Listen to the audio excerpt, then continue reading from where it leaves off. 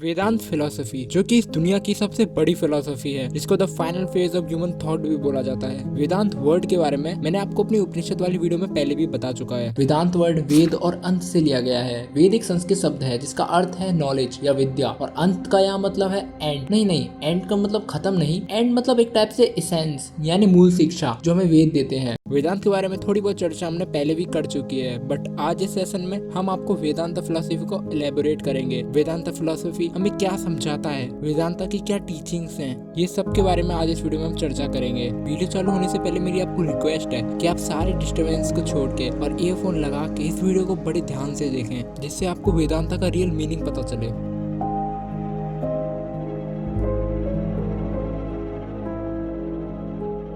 वेदांत की शुरुआत एक क्वेश्चन से होती है, हु एम आई, मैं कौन हूँ। यही सवाल अगर मैं आपसे पूछूं तो मैक्सिमम लोग अपना नाम बोल देंगे, मैं XYZ हूँ, मैं ये हूँ या मैं वो हूँ। मोस्टली लोग अपना नाम बोलते हैं, बट अगर आपका जवाब यही है तो माफ करिएगा लेकिन आप गलत हो। सही मायने में देखा जाए तो आप अपना नाम, शरीर या आपका ब्रेन तक नहीं, आपका नाम तो आपके माँ बाप ने आपको दिया है। उसके बाद आपने अपने आप को इससे आइडेंटिफाई कर लिया, इसे जोड़ लिया। मैं आपको इसे एक एग्जाम्पल देके समझाता हूँ। जैसे मिट्टी होती है, एक कुम्हार मिट्टी से मिट्टी के बर्तन बनाता है। सपोज वो एक मटका बनाता है, तो जो इस मटके की रियल पहचान है वो क्या है? क्या उस मटके की पहचान मटका ही है? बिल्कुल भी नहीं। उस मटके की जो रियल पहचान है वो है मिट्टी। अगर उस मटके को ये ईगो आता है कि वो मटका है तो उसी समय उसे तोड़ दिया जाता है और उसके बदले कुछ और बर्तन बना दिया जाता है। फॉर एग्जाम्पल एक प्लेट बना देते हैं मिट्टी की। तो जो ये प्लेट है या वो मटका है, इन सब की जो मूल पहचान है वो मिट्टी है। बस उनको एक ऐसे आकार में ढाल दिया गया है जिससे उसको मटका, प्लेट, फॉर एग्जाम्पल जितने भी बर्तन होते हैं वो उनका नाम उनको आइडेंटिफाई करने के लिए रख देते हैं। असल में जो पहचान है वो मिट्टी है। और ऐसे ही गोल्ड, जिसके कितने सारे आभूषण होते हैं, उनके अलग अलग नाम दे देते हैं, बट जो उनकी रियल पहचान है वो गोल्ड है। गोल्ड से ही वो बनाए गए हैं। आई थिंक आप समझ रहे होंगे कि मैं क्या कहना चाह रहा हूँ। तो वैसे ही आपकी जो रियल पहचान है वो आपका नाम, शरीर, ब्रेन ये सब नहीं है। जरा डीपली सोचो, क्या आप अपने आप को अब तक आइडेंटिफाई करते आए हो अपने नाम से या इस शरीर से? चलो एक स्टेप और आगे चलते हैं इसको समझने के लिए। अब जो कोई भी चीज रियल होगी यानी कि सत्य होगी वो कभी बदलेगी नहीं। फॉर एग्जाम्पल अगर कोई इंसान है, आज अगर आपसे अच्छा व्यवहार कर रहा है तो आप उससे बोलोगे कि आप भाई बहुत रियल हो, लेकिन अगर दूसरे ही दिन वही इंसान बदल गया या आपसे अच्छा व्यवहार नहीं कर रहा तो आपके मुंह से यही शब्द निकलेंगे कि भाई तू अब रियल नहीं रहा। क्या आप समझ रहे हो? रियल जो चीज हर पल बदल रही है वो कभी सत्य हो ही नहीं सकती, एंड इनफैक्ट वो आपकी पहचान तो कभी नहीं हो सकती। आपकी पहचान जो होगी वो रियल होगी, परमानेंट होगी। बट इस फिलोसफी से अगर हम आपके शरीर को देखें तो वो तो बदलता ही रहता है। आप अपने बचपन के फोटो को निकाल के लाओ और अब आपको देखो तो आप कितने बदल चुके हो, बहुत ज्यादा। यानी ये शरीर आप नहीं हो। अगर इसको मैं और डीपली समझाऊं तो जन्म से पहले और मृत्यु के बाद ये शरीर नहीं था। जस्ट अब जब आप जी रहे हो तब ये प्रेजेंट है। तो इससे ज्यादा अनरियल और क्या हो सकता है? आपका शरीर एक रथ मात्र है, आपका ब्रेन सारथी की तरह है जो उस रथ को कंट्रोल कर रहा है, और आपकी 5 इंद्रियां उन घोड़ों की तरह जो उस रथ को चला रही हैं। पर इन सब में आप कौन हो? आप जो उस रथ की सवारी कर रहा है वो हो। कॉन्शियसनेस, आत्मा, वही हो आप जो इस सब कुछ को ऑब्जर्व कर रहा है। इस दुनिया में जो कुछ भी हो रहा है बस उसको ऑब्जर्व कर रहा है, उस पर अपना ओपिनियन नहीं दे रहा। आपके माइंड की तरह इसकी इंद्रियों से बस आप इस माया को ऑब्जर्व कर पा रहे हो।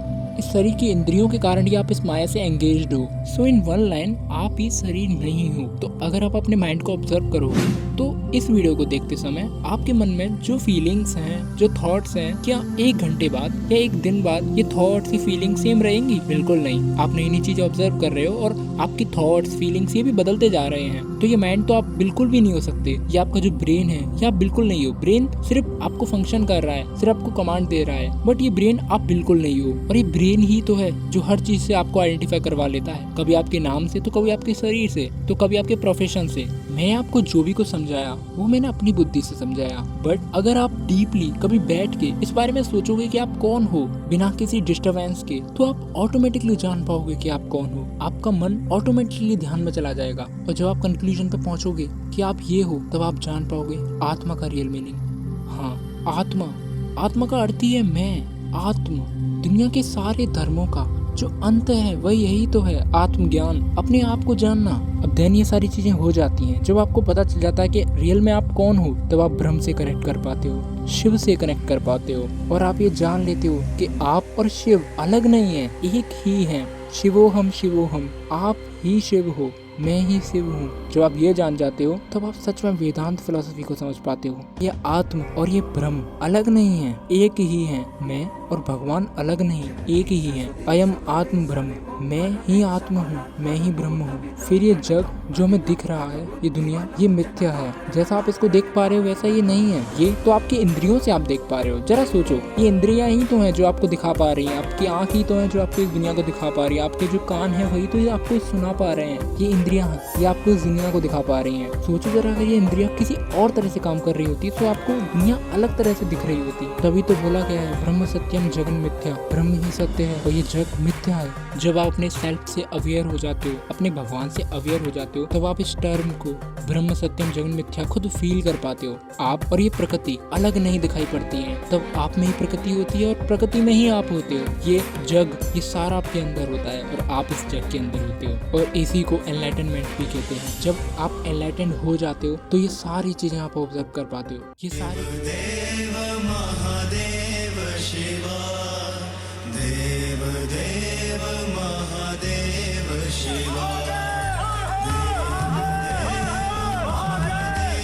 ये सारी चीज जस्ट एक इंट्रोडक्शन था वेदांत का, कि वेदांत हमें क्या समझाता है। लेकिन इस सीरीज के आने वाले एपिसोड्स में मैं आपको ये भी बताऊंगा कि ये जो सारी चीजें मैंने आपको बताई, ये सिर्फ बुकिश नॉलेज नहीं, इस चीज को फील किया जाता है। ये एक्सपीरियंस नॉलेज है। अगर आप इसको एक्सपीरियंस नहीं करोगे तो शायद आप इसमें खो जाओगे और शायद वेदांत आपको कभी समझ में नहीं आएगा। ये जो भी मैंने बताया, ये सारी चीजें अपने मन में बिठा के मत बैठना, इसको एक्सपीरियंस करना चालू करो। कुछ मेडिटेशंस भी हैं जो मैं आपको आने वाले एपिसोड्स में शेयर भी करूंगा, वेदांत फिलोसफी के आने वाले एपिसोड्स में। वैसे बताने के लिए तो अभी बहुत कुछ है मेरे पास, जो कि मैं आपको आने वाले एपिसोड्स में बताऊंगा। मैं चाहता हूँ एपिसोड ज्यादा लंबे ना हो, इसीलिए मैं इस वीडियो को यहीं खत्म करने की सोच रहा हूँ। पर उससे पहले एक अपडेट, मैं अपने उपनिषद वाली वीडियो में बोला था कि मांडू के उपनिषद या और सारे जो 108 उपनिषद है उसकी ऑडियो बुक्स हम जल्दी से जल्दी शेयर करेंगे। तो उसमें एक अपडेट है, मैं सोच रहा हूँ जब ये चैनल 1000 सब्सक्राइबर क्रॉस करेगा तब हम ऑडियो बुक्स को अपलोड करें, बिकॉज अभी सुनने वाले काफी कम हैं। तो मैंने सोचा जो बेसिक नॉलेज है स्पिरिचुअलिटी की पहले वो शेयर करें, उसके बाद हम ये जो उपनिषद है उनको भी शेयर करेंगे। तो बने रहे हमारे साथ। राधे राधे।